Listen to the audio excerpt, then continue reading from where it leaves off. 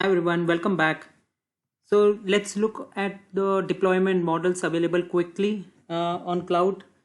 So we have public cloud, we have private cloud, and the combination of these two, which is called hybrid cloud.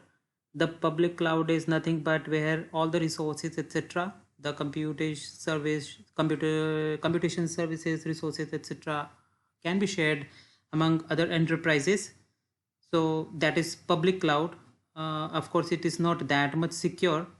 The private cloud is nothing but it is for single organization. All those computation resources, etc., is for single organization, not shared at all with other organizations or enterprises. That's why it's private. And the combination, so consider an architecture where few services I am having for from my um, private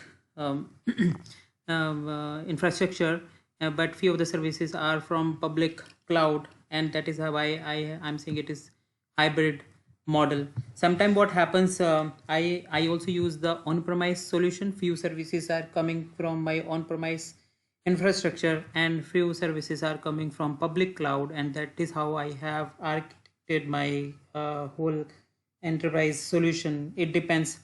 So where we use the private one, it depends. For example, organizations like maybe government organizations where we cannot share data because it has a sensitivity, a confidentiality, so it cannot be shared with the cloud, with on the public cloud. So that's why we have to go with the private solution, or maybe a defense related application, or some we know in Europe we have GDPR rules, etc. Maybe the application is related to something, maybe life science or medical, where we cannot share data because it is we have PIA information which cannot be shared with the public hosted cloud. So on basis of what kind of application we are building, we take decision that should we go with private hosted solution or the public hosted solution, or a combination of both.